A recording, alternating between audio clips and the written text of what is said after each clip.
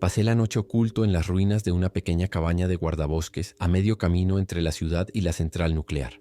No dormí. No me atreví a cerrar los ojos. El fragmento del reactor que había vuelto a guardar en su contenedor de plomo parecía pulsar incluso a través del metal, como si llamara a su origen. Cada pocos minutos salía a comprobar si el pájaro negro seguía posado sobre el reactor. Siempre estaba allí, inmóvil, vigilante, esperándome. Con el amanecer llegó una calma inquietante. El viento que había soplado toda la noche cesó abruptamente. Los sonidos del bosque, insectos, pequeños animales, el ocasional aullido distante, se silenciaron. Era como si toda la zona contuviera la respiración anticipando algo. Me sentía atrapado entre dos fuerzas opuestas, el impulso de huir, de intentar encontrar el camino hacia el punto de control y la seguridad, y la atracción inexorable hacia el reactor, hacia las respuestas que prometía. Había perdido a todos mis guías, a todos los que podrían haberme ayudado a escapar, pero aún tenía el fragmento, mi única arma y, paradójicamente, la cosa que más deseaba el vigilante. Tomé una decisión. No huiría. No tendría sentido.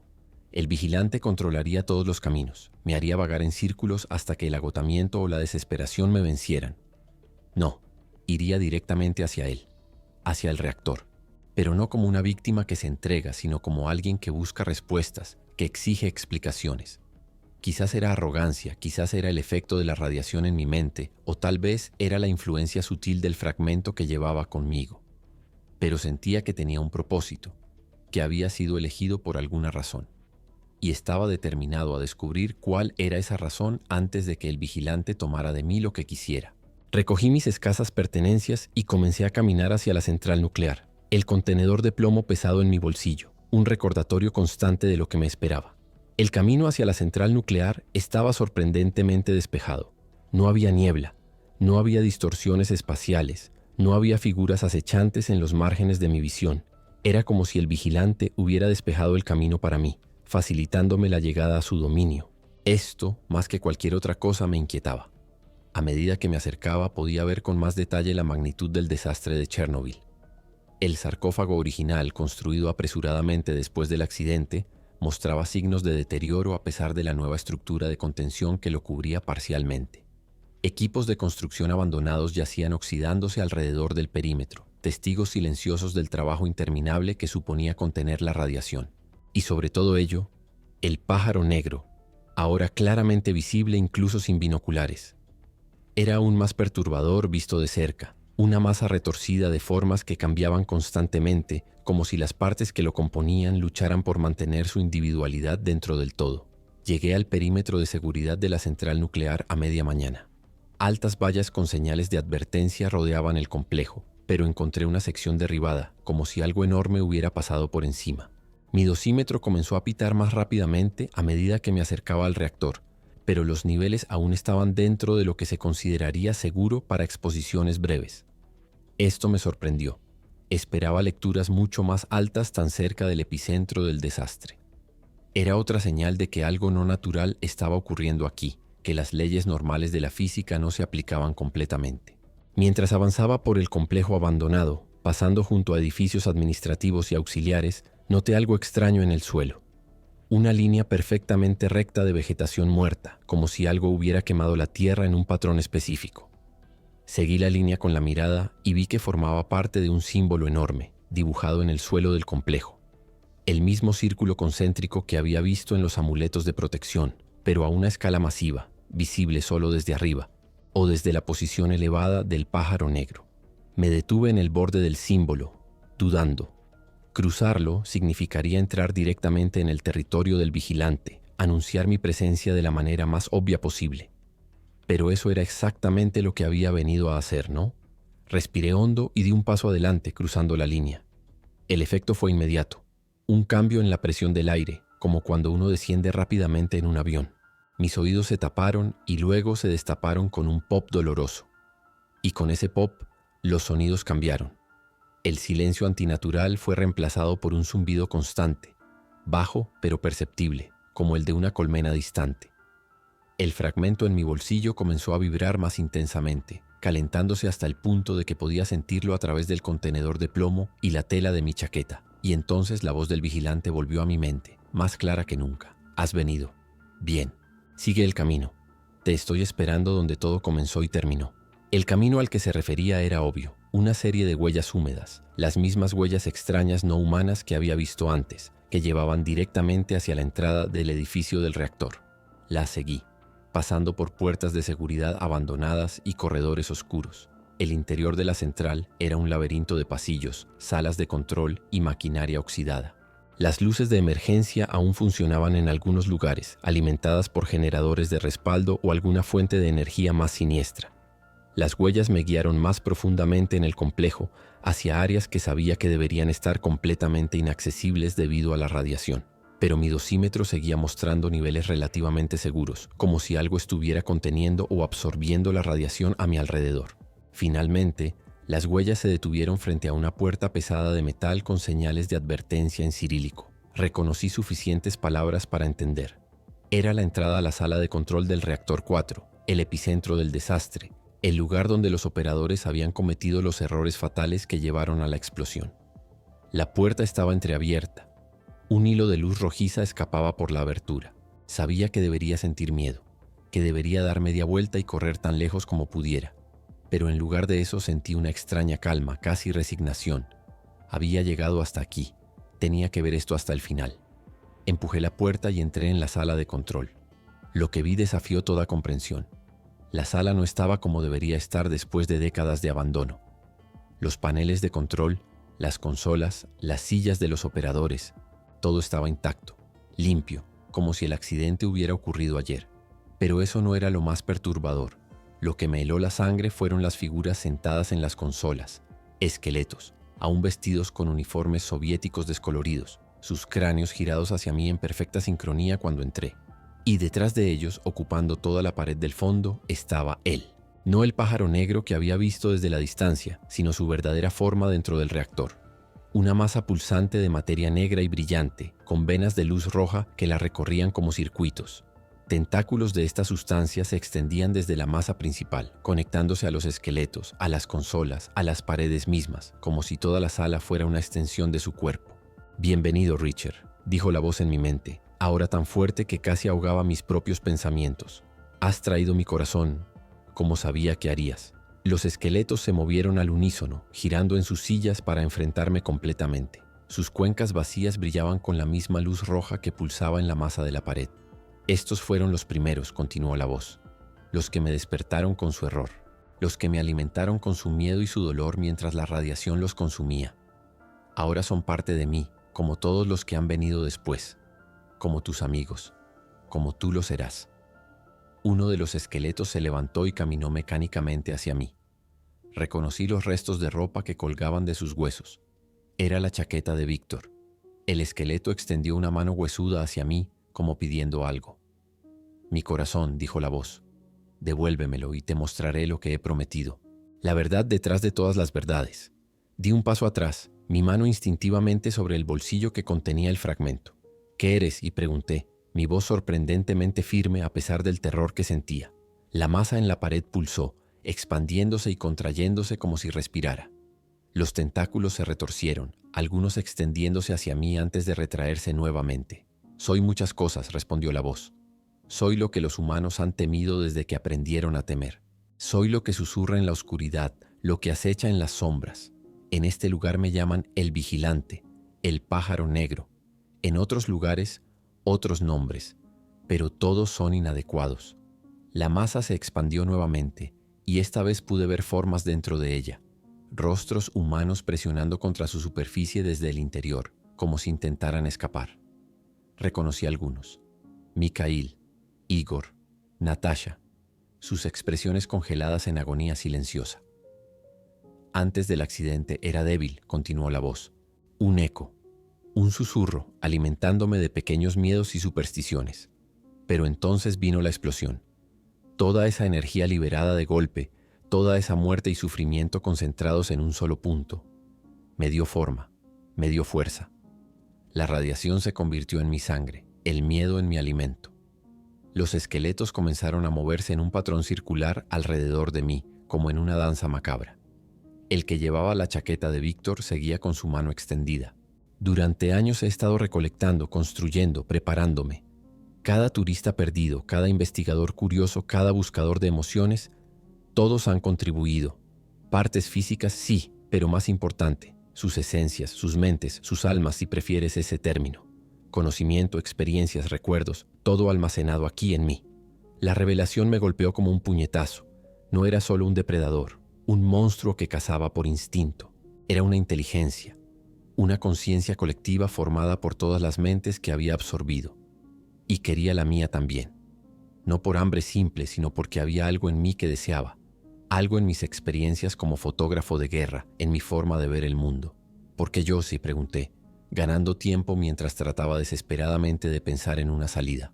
La masa pulsó y por un momento creí ver una sonrisa formarse en su superficie amorfa. Tus ojos, Richard. Has visto tanto sufrimiento humano a través de tu lente. Has capturado el momento exacto en que la vida abandona un cuerpo, el instante preciso del terror absoluto.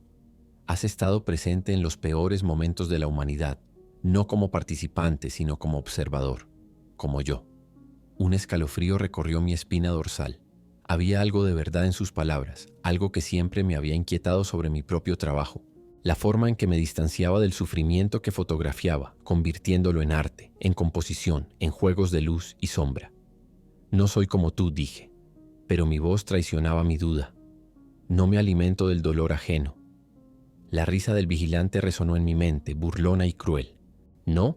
¿Acaso no has construido tu carrera sobre las tragedias de otros?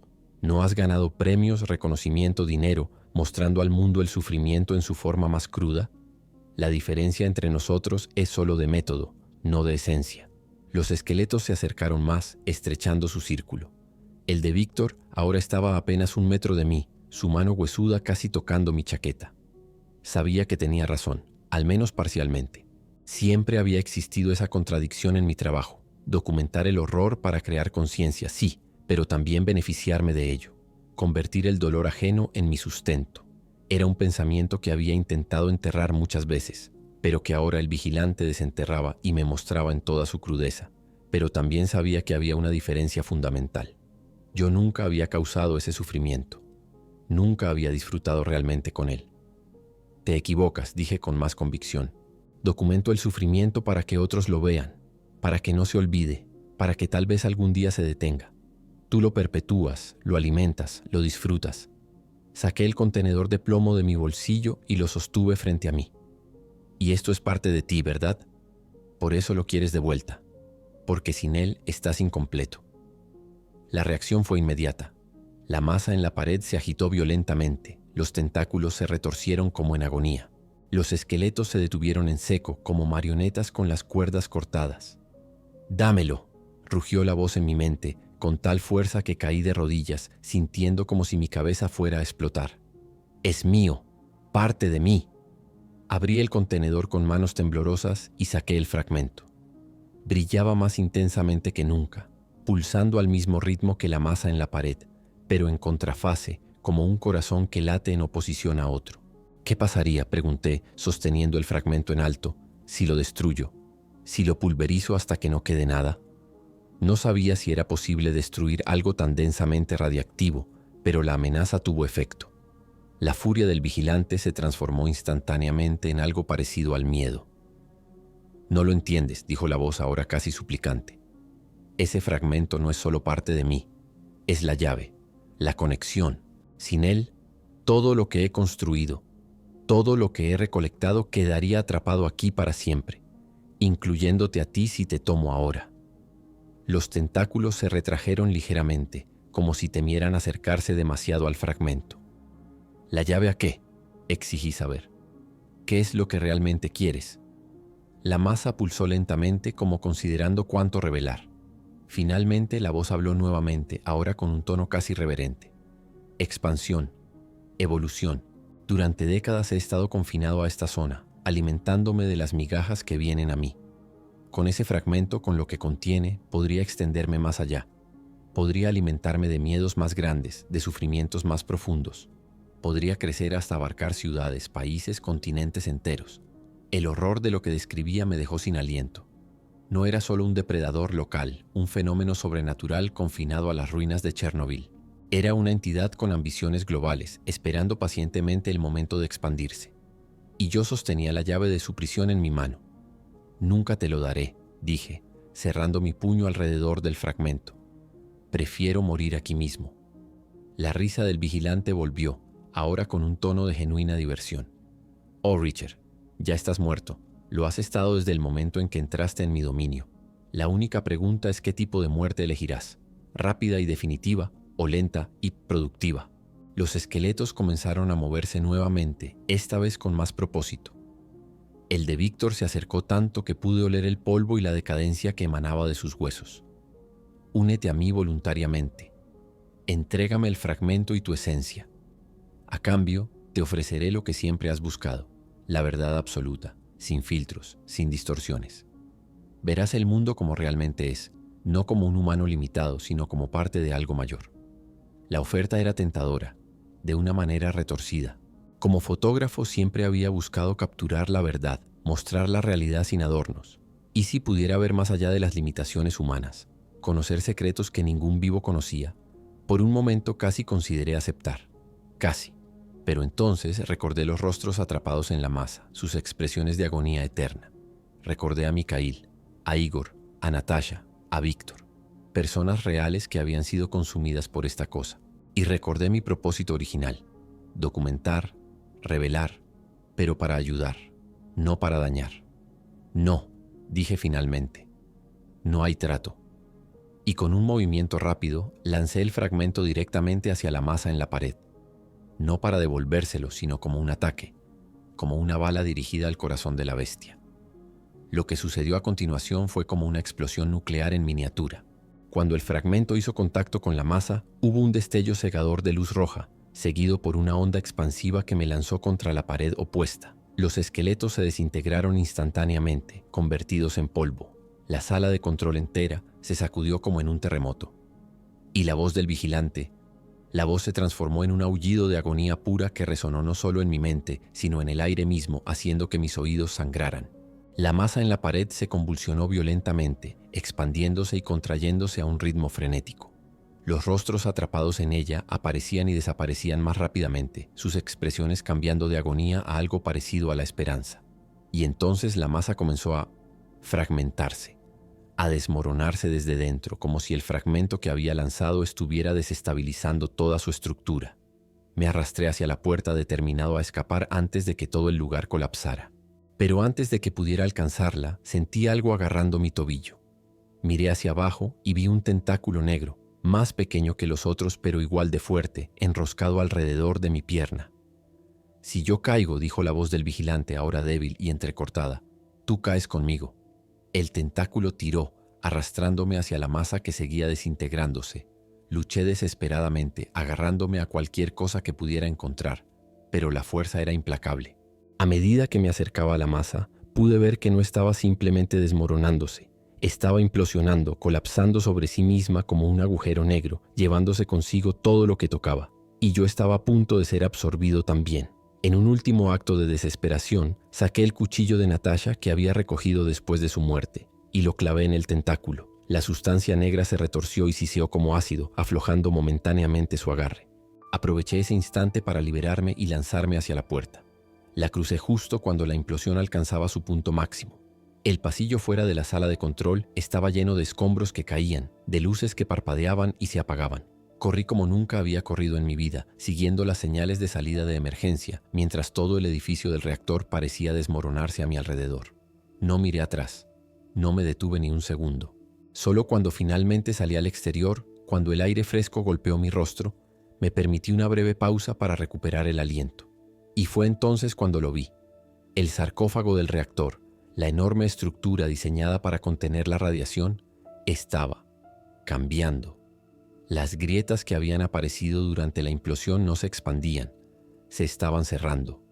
El metal y el hormigón fluían como líquidos, sellando las brechas, reforzándose. Era como si el edificio mismo estuviera sanando, regenerándose. Y sobre el sarcófago donde antes había estado posado el pájaro negro, ahora solo había cielo vacío. La entidad había desaparecido, al menos en su forma visible. Pero mientras observaba noté algo más. Pequeñas motas de oscuridad como cenizas negras flotando en el aire, dispersándose en todas direcciones. y con ellas susurros, tan débiles que apenas podía distinguirlos. No ha terminado, nunca termina, solo cambia, evoluciona.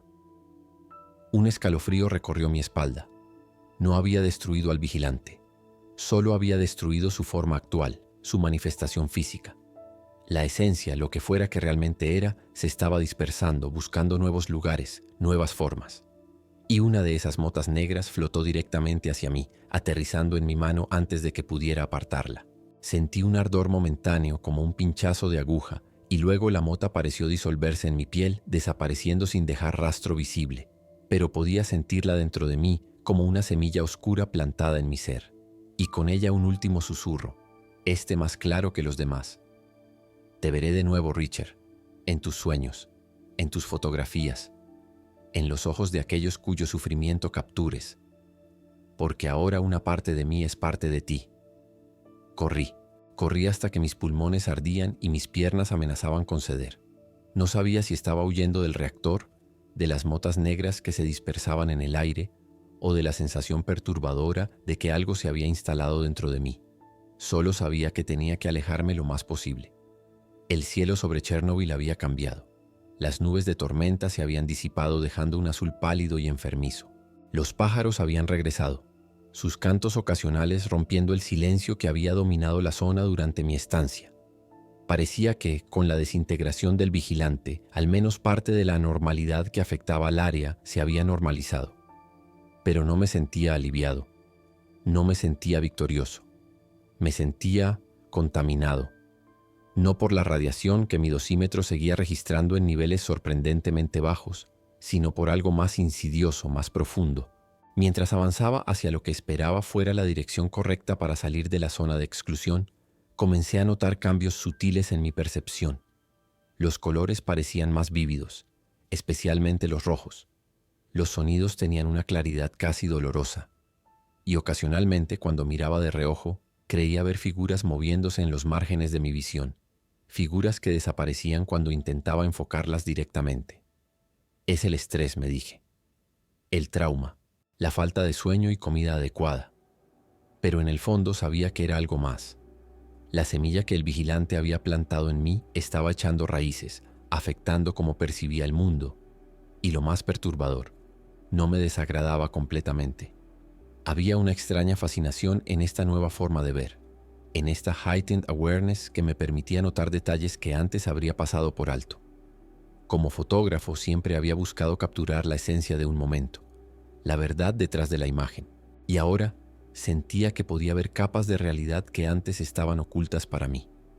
Después de horas de caminata, cuando el sol comenzaba a ponerse, divisé a lo lejos lo que parecía ser una carretera. Me dirigí hacia ella con renovada energía, esperando que me llevara a algún punto de control, a algún signo de civilización. A medida que me acercaba, vi un vehículo estacionado, un jeep militar con insignias ucranianas. Junto a él, 2 soldados fumaban tranquilamente, aparentemente realizando algún tipo de patrulla rutinaria.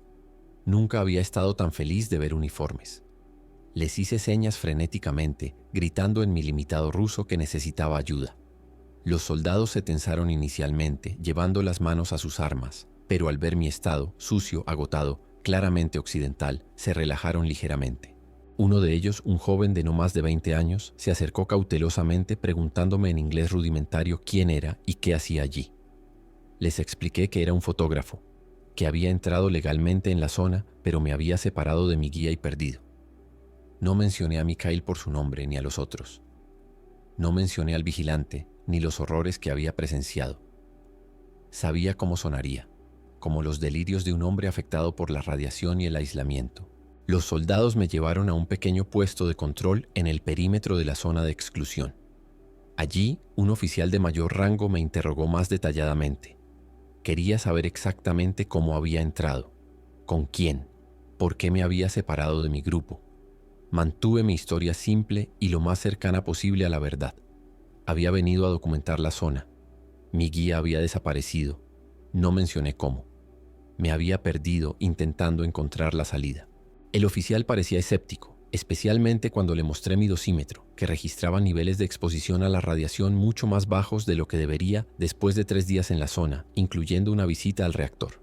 Imposible, dijo, examinando el dispositivo. Debe estar defectuoso. Ordenó que me hicieran un escaneo completo con sus propios equipos. Los resultados fueron igualmente desconcertantes. Según sus mediciones, apenas había estado expuesto a la radiación. Era como si algo me hubiera protegido durante mi estancia, o como si la radiación hubiera sido absorbida por otra cosa. Me mantuvieron en observación durante 24 horas, monitoreando mi salud y realizando más pruebas. Físicamente estaba bien, aparte del agotamiento y la deshidratación leve. No mostraba signos de envenenamiento por radiación, ni siquiera los síntomas leves que deberían esperarse. Los médicos estaban perplejos. Yo estaba aterrado, pero por razones que no podía compartir con ellos. Porque mientras me examinaban, mientras me hacían preguntas tras preguntas, yo seguía viendo cosas. Sombras que se movían cuando nadie más las veía. Rostros que se formaban brevemente en superficies reflectantes antes de desvanecerse. Y ocasionalmente, cuando miraba a los ojos de alguien durante demasiado tiempo, creía ver algo moviéndose detrás de ellos, como si pudiera atisbar sus miedos más profundos, sus secretos más oscuros. La semilla que el vigilante había plantado en mí estaba creciendo, cambiándome desde dentro. Y lo más aterrador era que una parte de mí lo encontraba fascinante. Finalmente, después de determinar que no representaba un riesgo radiológico ni para mí mismo ni para otros, me permitieron irme. Me proporcionaron transporte hasta Kiev, donde la embajada estadounidense se hizo cargo de mí. Les conté una versión aún más simplificada de mi historia. Un viaje fotográfico que salió mal, un guía irresponsable que me abandonó, una afortunada reunión con una patrulla militar que me salvó. Nadie cuestionó demasiado mi relato. Los accidentes con turistas en la zona de exclusión no eran infrecuentes. Me ayudaron a organizar mi regreso a Estados Unidos, y 3 días después del incidente en el reactor estaba en un avión rumbo a casa. Debería haberme sentido aliviado, seguro, agradecido por haber sobrevivido.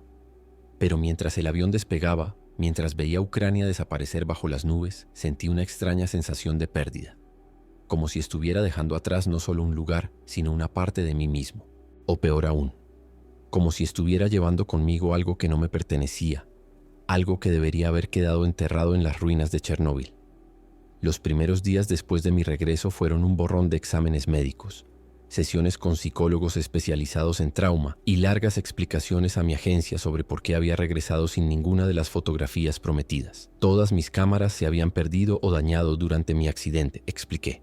No mencioné que la última vez que había intentado usar mi cámara de respaldo, después de ser rescatado, la memoria estaba llena de imágenes que yo no recordaba haber tomado. Paisajes distorsionados de Pripyat, figuras borrosas en ventanas abandonadas y una serie particularmente perturbadora de primeros planos de ojos humanos, todos con la misma expresión de terror absoluto. Había borrado todas esas imágenes inmediatamente, pero no antes de notar algo inquietante. En el reflejo de cada uno de esos ojos aterrorizados podía verse claramente la silueta del fotógrafo. Y no era humana. Era alta, delgada, con extremidades demasiado largas y una cabeza que recordaba vagamente a un pájaro con un pico alargado. Las pesadillas comenzaron una semana después de mi regreso. Siempre el mismo sueño, caminando por pasillos interminables dentro del reactor, siguiendo huellas húmedas que brillaban con una luminiscencia antinatural. Las paredes pulsaban como si estuvieran vivas, secretando un líquido negro que goteaba hacia el suelo. Y al final del pasillo, siempre fuera de mi alcance, una puerta. Pero a diferencia de antes, cuando despertaba justo antes de abrirla, ahora el sueño continuaba. Abría la puerta y entraba en una sala circular, enorme, con paredes cubiertas de fotografías. Mis fotografías. Todas las imágenes que había capturado a lo largo de mi carrera. Guerras, desastres naturales, hambrunas, genocidios. El sufrimiento humano documentado meticulosamente, enmarcado y expuesto como en una galería macabra. Y en el centro de la sala, una figura que al principio no podía ver claramente, siempre de espaldas a mí. Cuando finalmente se giraba, cuando finalmente veía su rostro, despertaba gritando, porque el rostro era el mío, pero los ojos eran los del vigilante. Consulté a especialistas en trastornos del sueño, a terapeutas especializados en TPT, incluso a un neurólogo que sugirió que mis experiencias en Chernóbil podrían haber causado algún tipo de daño cerebral sutil, no detectable con los escaneos estándar. Nada ayudó. Las pesadillas continuaron, y con ellas las alteraciones en mi percepción durante las horas de vigilia. Comencé a ver patrones donde no los había, conexiones entre eventos aparentemente no relacionados. Y lo más perturbador, Comencé a sentir una atracción irresistible hacia el sufrimiento ajeno, no solo como sujeto fotográfico, sino como algo casi nutritivo. Me encontraba buscando noticias de tragedias, desastres, accidentes, no con la empatía profesional que siempre había tenido, sino con una anticipación casi hambrienta. Como si una parte de mí se alimentara de esas historias, de esas imágenes de dolor y miedo. La semilla que el vigilante había plantado en mí estaba floreciendo, transformándome gradualmente en algo que ya no reconocía como yo mismo. 3 meses después de Chernobyl, tomé una decisión drástica. Vendí casi todas mis posesiones, renuncié a mi trabajo en la agencia y compré una cabaña aislada en las montañas de Montana. Necesitaba alejarme de todo y de todos, antes de que lo que estaba creciendo dentro de mí pudiera causar daño real. Llevé conmigo solo lo esencial: ropa, algunos libros y una caja fuertemente cerrada que contenía todas mis cámaras y equipos fotográficos. No confiaba en mí mismo con ellos, no después de descubrir que había estado tomando fotografías durante mi sueño. Fotografías de personas locales, capturadas a través de sus ventanas mientras dormían, siempre enfocando sus rostros, siempre buscando capturar expresiones de miedo o angustia causadas por pesadillas. No recordaba haber tomado esas imágenes, pero allí estaban en mis tarjetas de memoria cada mañana. La última gota fue cuando reconocí a uno de los sujetos en el periódico local. Había muerto durante la noche, aparentemente de un ataque cardíaco mientras dormía, su rostro congelado en una expresión de terror absoluto. En mi aislamiento autoimpuesto, intenté comprender lo que me estaba sucediendo, lo que me estaba convirtiendo. Leí todo lo que pude encontrar sobre el folclore ucraniano, sobre entidades que se alimentaban del miedo, sobre posesiones y parasitismo espiritual. Contacté discretamente con algunos de los investigadores que habían estudiado fenómenos paranormales en la zona de exclusión, aunque nunca revelé completamente mi experiencia ni mi condición actual. La mayoría me tomó por un teórico de conspiraciones o un fanático de lo sobrenatural. Pero uno, un anciano profesor de Kiev que había dedicado décadas al estudio del folclore eslavo, me tomó en serio. Lo que describes, escribió en un email críptico, suena como un fragmento de Chornobog, el dios negro de la mitología eslava. Un ser de oscuridad y sufrimiento que, según algunas leyendas, fue desterrado al mundo subterráneo, pero puede manifestarse en lugares de gran tragedia. Si realmente has traído contigo un fragmento de tal entidad, no hay cura conocida, solo contención. Contención. Esa palabra se convirtió en mi mantra, en mi propósito. Si no podía expulsar o destruir lo que había dentro de mí, al menos podía contenerlo, evitar que se extendiera, que afectara a otros. Establecí rutinas estrictas, meditación, ejercicios de control mental. Durante un tiempo pareció funcionar. Las pesadillas se volvieron menos frecuentes, las alteraciones perceptivas menos intensas. Comencé a creer que tal vez, con el tiempo, la semilla del vigilante se marchitaría por falta de alimento, por la ausencia de exposición al sufrimiento que tanto ansiaba. Pero estaba equivocado. No estaba debilitándose, estaba adaptándose, cambiando de táctica. Y una noche, aproximadamente 6 meses después de mi llegada a Montana, descubrí cuál era su nuevo enfoque. Me desperté con el sabor metálico de la sangre en mi boca y mis manos cubiertas de tierra. Había estado caminando en sueños, excavando en el bosque detrás de mi cabaña, y había desenterrado algo. Un pequeño objeto metálico, oxidado, pero reconocible como un antiguo relicario ruso. Dentro, un mechón de cabello negro y un trozo de tela manchada de lo que solo podía ser sangre seca. No tenía idea de cómo ese objeto había llegado allí, enterrado en un bosque de Montana, a miles de kilómetros de Rusia o Ucrania. Pero la parte de mí que ahora compartía conciencia con el fragmento del vigilante lo sabía. El relicario era un ancla, un punto de conexión con otro fragmento de la entidad dispersado quién sabe cuándo y cómo. Y al desenterrarlo, al tocarlo, había establecido una conexión. Esa noche el sueño fue diferente. No estaba en el reactor, sino en un campo de batalla de la Primera Guerra Mundial. Trincheras llenas de barro y sangre, soldados moribundos gritando por sus madres, gas venenoso flotando como niebla amarillenta sobre la tierra devastada, y moviéndose entre los caídos, casi invisible en la penumbra del atardecer, una figura familiar, alta, delgada, con esa cabeza de pájaro inconfundible. El vigilante, o una versión anterior de él, alimentándose del sufrimiento y la muerte masiva, observando, recolectando, creciendo. Y a su lado, sosteniendo una cámara antigua, un fotógrafo de guerra. Un hombre con ojos hambrientos que capturaba el horror no solo en película, sino de alguna manera más directa, más visceral. Un hombre que me di cuenta con horror creciente llevaba el relicario que yo había desenterrado colgado del cuello. Desperté con una comprensión terrible. No era el primero. Antes que yo, otros habían sido infectados por fragmentos del vigilante. Otros habían servido como sus ojos, sus recolectores, documentando y de alguna manera amplificando el sufrimiento humano para su consumo. Y a través del relicario, a través de mi conexión con él, ahora tenía acceso a los recuerdos, las experiencias, las habilidades de al menos uno de mis predecesores. El fotógrafo de la Primera Guerra Mundial, cuyo nombre ahora sabía, Nikolai Ivanovich, un ruso que había documentado las atrocidades del Frente Oriental antes de desaparecer misteriosamente en 1917. Su cámara nunca fue encontrada, pero algunas de sus fotografías sobrevivieron, notables por su capacidad para capturar el momento exacto de la muerte, el instante preciso del terror absoluto, exactamente como las mías. No era coincidencia, era herencia, una línea de talento transmitida no por sangre o ADN, sino por algo más antiguo, más primordial. Y ahora yo era el último eslabón de esa cadena.